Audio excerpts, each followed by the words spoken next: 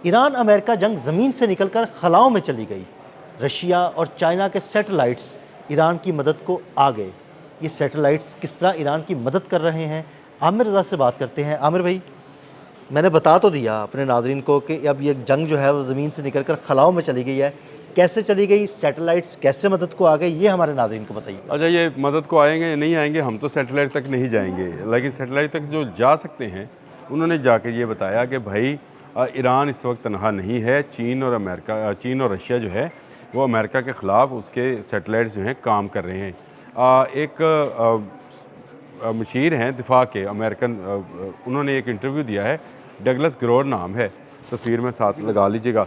Douglas Grover ने ये बात कही है, उन्होंने कहा कि ईरान जो कार्रवाइयाँ कर रहा है वो इंतहाई इंटेलिजेंस बेस्ड कार्रवाइयाँ हैं, यानी वो ताक ताक कर ऐसी जगहों पर निशाने लगा रहा है जो CIA हेडकोार्टर्स थे, वो चाहे रियाज में है, चाहे दुबई में है, चाहे इसराइल में है। वो उसकी निशानदहियाँ ऐसी हैं जो कि ईरान की इंटेलिजेंस के बस की बात नहीं है। तो इसका मतलब ये है कि चीन और रूस बैक एंड पे अपने सैटेलाइट्स के ज़रिए ईरान को तमाम निशानदहियाँ कर रहे हैं, जिससे अमेरिकी फौजी जो है मालूमात दे रहे हैं और ये भी बता रहे हैं कि कहाँ कहाँ क्या हो रहा है। और ये मालूमात की बेस पर जो हैं ड्रोन्स और मिसाइल्स जो हैं भेजे जा रहे हैं। और ये बड़ी अजीब सी बात लगती है, लेकिन अमेरिका के इंटरसेप्टर्स आहिस्ता आहिस्ता नाकाम होते चले जा रहे हैं। यानी इस वक्त उसके 7 के करीब तो 5 ममालिक में रडार उसके तबाह हो चुके हैं। यही वजह है कि आप इस वक्त अगर स्टोरीज़ देखें, अल जज़ीरा में उसकी वीडियोज़ मौजूद हैं कि वो दिखाता है कि ईरानी ड्रोन्स आते हैं और बिल्डिंग से टकरा जाते हैं, उनको रोकने वाला कोई नहीं। हालांकि अमेरिका का दावा था कि उसने दुबई और रियाज को जो है महफूज शहर बनाया हुआ है और वहाँ पर आपको कोई मिसाइल भी टच नहीं कर सकता। दुबई और रियाज को तो अंदाज़ा हो गया ना कि भाई वो कोई बिल्कुल महफूज नहीं है। सिर्फ दुबई और रियाज को नहीं हुआ ना, ये है जो सैटेलाइट इमेजेस हैं उससे तो नज़र आता है कि अल-अदीद एयरपोर्ट जो एयरबेस है जो कि कतर में है वो गई। कुवैत के मुतालिक मैंने पहले आपको बताया था, उसकी भी सैटेलाइट तस्वीरें आई थी। फिर उसके बाद बहरीन में जो कमांड एंड कंट्रोल सेंटर था वो गया। इनका दुबई में जो है इनका रडार सिस्टम था वो तबाह हो गया। अब ये कोई बैलिस्टिक मिसाइल नहीं है, ये तकरीबन आवाज़ से 1 या 1.5 गुना रफ्तार से चलने वाले ड्रोन्स हैं जो कि शायद 136 की बात कर रहा हूँ। वो आते हैं और बिल्डिंग से टकरा जाते हैं, नज़र आ रहे हैं, कैमरास में आ रहे हैं, और वो आकर टकरा जाते हैं और उनको रोकने वाला कोई नहीं है। तो अब आप देखें, बात ये कि बड़े सस्ते ड्रोन है। सस्ते ड्रोन, हाँ, $20,000 का ड्रोन है और उसको चलाने के लिए $4 मिलियन का पेट्रियट चल रहा है। लेकिन डगलस ग्रोवर का ये इंटरव्यू जो है TV पर नशर हुआ और उसने कहा कि आहिस्ता आहिस्ता अमेरिका जो है इसमें फंसता चला जा रहा है। ये असल में साबिक मशीर हैं, इस वक्त मौजूदा होते तो शायद बात भी ना करते, लेकिन उनका ये क्योंकि वसी तजर्बा है, ये किसी ज़माने में ख़ुद भी मरीन रहे हैं और ये मशीर रहे हैं दिफा के, अमेरिकन दिफा के, तो इसलिए इनको जो है इनकी बात की अहमियत है। उनका ये कहना है कि जो सैटेलाइट्स हैं वो बेस इंटेलिजेंस ऑपरेशन जो है ईरान कर रहा है और अमेरिका की हर पेशकदमी जो है उसकी इतला भी ईरान को पहुंच रही है। यानी इसका मतलब ये है कि डोनाल्ड ट्रंप ने ये जो दावा किया है कि उसने ईरान की तमाम बहरिया ख़त्म कर दी है, ये तो आमिर भाई ऐसे झूठा दावा है। दावा है। उसने ये भी कहा कि जी तमाम उसकी ड्रोन टेक्नोलॉजी ख़त्म हो गई और उसके बैलिस्टिक मिसाइल प्रोग्राम्स जो हैं उनको तबाह बर्बाद कर दिए। डोनाल्ड ट्रंप ने कहा है, बयानात बड़े बड़े हैं उसके।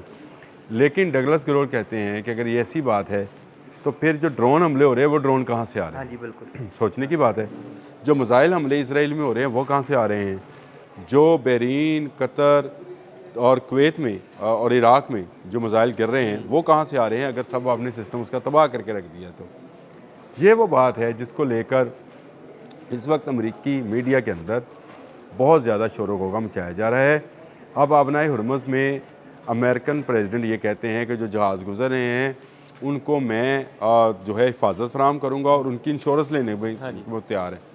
इसका मतलब है कि ईरानी बहरिया ख़त्म नहीं हुई, यानी डर तो देखें ख़त्म, तो आराम से जहाज़ गुजरते। अभी तक कोई है उसकी आप दोस्त कोई डैमेज तो आपको ख़बर नहीं आई है। बिल्कुल ऐसे। और अभी तक आपको कोई ऐसी स्टोरी नहीं मिली जिससे आपको ये नज़र आए कि ईरानी बहरिया जो है पीछे हट गई है। इस वक्त भी हमारे पास अगर 2 जहाज़ अगर के आग लगने की और लोगों के मरने की खबर थी तो वो अमेरिकन थे। एक आपको याद है पुलाव वाला, और दूसरा जो मैंने कल एक किया था 138 मीटर लंबा जो जहाज़ था। तो इसका मतलब यह है कि ईरानी बहरिया वेरी मच इन जो है उसको कहा जाए कि आबना हुरमज़ और खलीज फ़ारस में उनका इस वक्त राज है।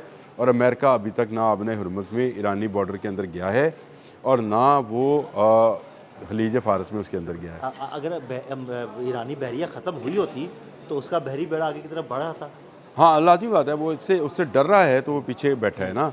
और आगे आने वाले जितने जहाज़ हैं जो कि तेल बरदार जहाज़ हैं वो जो हैं वो जा नहीं रहे हैं। देखिए, आज मैं अभी एक स्टोरी पढ़ रहा था तो उसमें रॉयटर्स की स्टोरी है।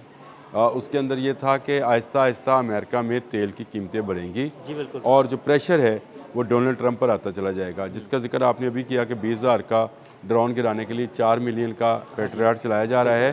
तो इससे तो इनकी जो पेट्रियट बैटरीज़ हैं उन पर भी दबाव बढ़ रहा है और यही दबाव का नतीजा है कि कुवैत में जो पेट्रियट चल गए हाँ जी। और 3 जहाज़ गिरा दिए। अब मुझे बताएं, बिलियंस ऑफ डॉलर्स, आज 28 को शुरू होने वाली जंग आज 4 मार्च है, तो आप मुझे बताएं कि कितना बड़ा नुकसान जो है इस वक्त तक ईरान अपनी जानें देकर अमेरिका को पहुंचा चुके हैं। यानी बिलियंस ऑफ डॉलर्स जो हैं उसका नुकसान जो है अमेरिका अब तक इस जंग में कर चुका है। और जैसे जैसे जंग में, मैंने कल ये बात कही थी, जैसे जैसे दिन बढ़ते चले जाएंगे वैसे वैसे अमेरिका पर प्रेशर और डोनाल्ड ट्रंप की सियासत जो है वो उसको ताबूत में बंद किया जाता रहेगा। ये बड़ी मैं समझता हूँ कि ईरान की बड़ी कामयाबी है। और ये अगर रूस और चीन जो है वो उसके सैटेलाइट्स जो हैं काम कर रहे हैं, जो कि डगलस ग्रोवर का दावा है, और वो दावा अपने अपने तौर पर नहीं कर रहे, अपनी इन्फॉर्मेशन के बेस पर कर रहे हैं, और दूसरा अपने तजर्बे के बेस पर। सोचने की बात है कि कैसे पता है कि फ़लाँ बिल्डिंग के 10वें माले के ऊपर जो है CIA का ऑफिस है। और उस बिल्डिंग में उसी मंजिल को जो है ना निशाना बनाया गया। ताक ताक कर जहाँ जहाँ जिस होटल को निशाना बनाया गया है, दिलचस्प बात यह है वो तमाम के तमाम होटल्स भी अमेरिकन ओन्ड हैं और अमेरिका उसको चलाता था और अमेरिका के लोग ही वहाँ पर ठहरते थे। वो सारे वही हैं जो पूरे मिडल ईस्ट के अंदर जासूसी का निज़ाम था, जो जासूसी का नेटवर्क था वो चला रहे थे, मुसाद के लिए काम कर रहे थे।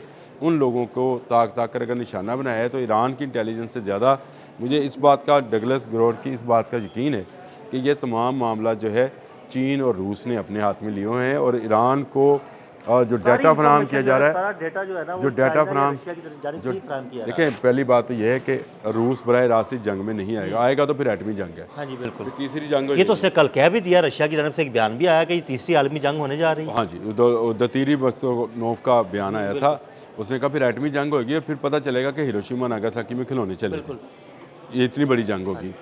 आगे यूक्रेन और रशिया की वॉर है तो अमेरिका उसमें बराह रास्त अभी तक नहीं आया। इसकी बड़ी वजह वही एटमी हथियार ही हैं।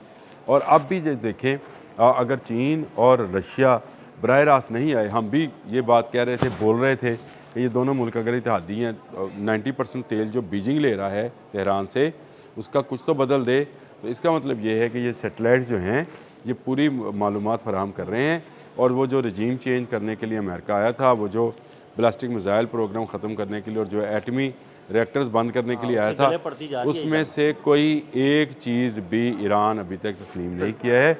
और बुनियादी वजह यह है कि ईरान के पास इस वक्त ऐसा दिफाई सिस्टम और ऐसा सैटेलाइट ऑपरेटेड मिसाइल मौजूद हैं जो ताक ताक का निशाना लगा रहे हैं। बहुत शुक्रिया आमिर भाई जी। बिल्कुल, आमिर भाई ने जंग की ताज़ा सूरत हाल के बारे में आपको आगाह किया और ये भी बताया कि किस तरह रशिया और चाइना के सैटेलाइट्स ईरान की मदद कर रहे हैं। अदील अहमद और आमिर रज़ा को इजाज़त दीजिएगा। अल्लाह हाफ़िज़।